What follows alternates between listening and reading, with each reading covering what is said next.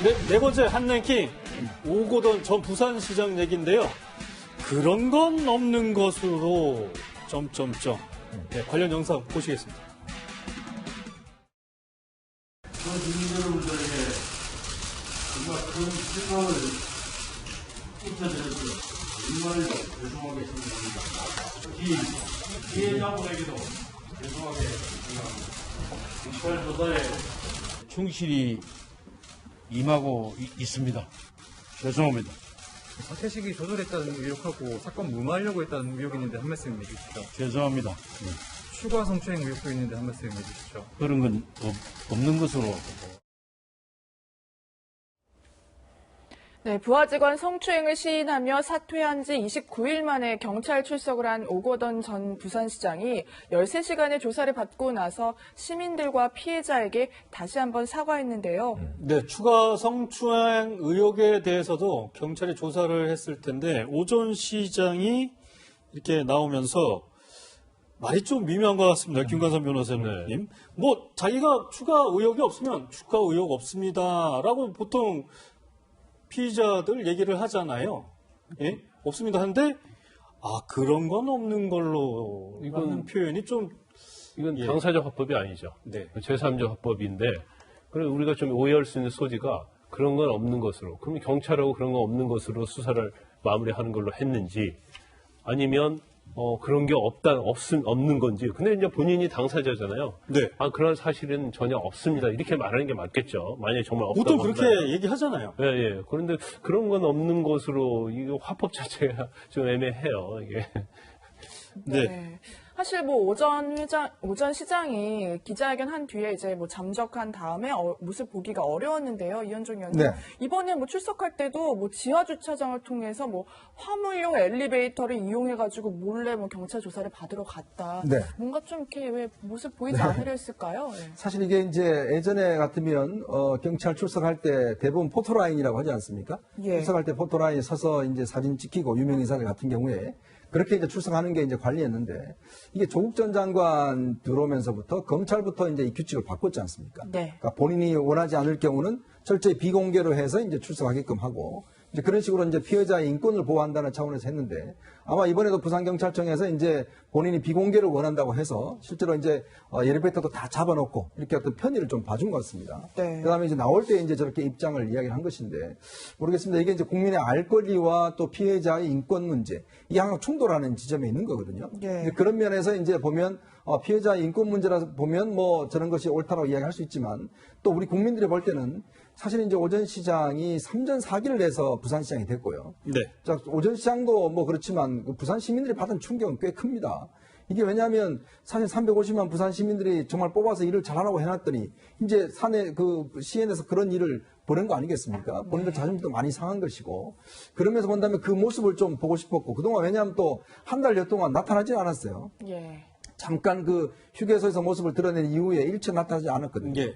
이제 그러면서 볼 때 그냥 뭐 없어지면 끝이냐 공인들이 이런 어떤 국민들 좀 질타도 있는 것 같기 때문에 저는 모르겠습니다. 이 공인에 대한 물론 일반인들이 이제 자기가 의도치 않게 이렇게 화면에 노출되는 건 그렇지만 우리 이야기했던 뭐 시장이라든지 국회의원이라든지 이런 사람에 대한 것들도 우리가 과연 피해자 인권 보호를 통해서 해야 되는 것인지 아니면 국민의 알 권리가 좀 우선돼야 되는 것인지 이건 상당히 논쟁적인 주제인 것 같습니다. 네, 오전 시장 성추행 혐의 말고도 총선 전 사건 무마 시도에 관해서도 이제 경찰 조사가 이루어지고 있는 것으로 알려지고 있는데요. 최영일 평론가님, 네. 사실 선거법 위반 여부가 이 정치적으로 굉장히 민감한 부분이죠. 민감하죠. 정치인으로서 또 이제 이게 정치적 사망 선고가 될 수 있는 사안입니다. 사실상 뭐 이제 국민들에게 이 성추행 사태 자체만으로도 뭐 다시 공직에 나갈 수 있겠는가? 크게 보면은 예. 여권한테도 굉장히 부담스러운 의미가 얘기죠. 없다고 보지만 여권에도 부담이고요. 그래서 총선 전에 성추행은 벌어졌고요. 이 4월 초 사건이죠. 또 다른 이전의 사건이 있었는지도 중요한 대목인데 그런 의혹 제기는 일부 있었고 자 그런데 여기에 대해서 총선 전에 이 사건을 무마하려고 시도했다는 게 공직선거법 위반 혐의로 지금 하나 걸려 있고 근데 두 번째 또 있습니다. 성추행이 벌어졌는데 이것을 무마하려고 하다 보니까 뭔가 이 일자리를 대가성으로 제공하기 위한 청탁이 있었다. 근데 이게 또 사실로 확인되면요. 직권남용 혐의가 성립될 수가 있어요. 예. 그래서 이러한 부분들 때문에 추가적인 혐의들이 있는데 이런 부분들에 대해서 아까 그런 건 없는 것으로 점점점이 저는 네. 이게 마음에 못내 걸립니다. 왜냐하면 아예 이 문장을 끝맺어서 그런 건 없는 것으로 저는 진술했다든가 예. 혹은 그런 거는 이 확인되지 않은 것으로 경찰이 확인을 해줬다든가 그렇죠. 이렇게 매듭을 지어야 되는데 그런 건 없는 것으로 점점점은 뭔가 이 어찌 보면 타협을 시도하는 느낌이 뉘앙스가 남잖아요. 그럼 이게 명확하게 오전 시장도 이게 아니면 아니다, 네. 분명 기다. 맞습니다. 그 국민들이나 부산 시민들한테 명확하게 좀 얘기하는 그런 태도가 필요할 것 그래서 같아요. 추가 혐의 또 추가 성추행이 있었는가 이런 지금 의혹들이 있기 때문에 수사는 더 엄정해질 수밖에 없어 보이네요. 네.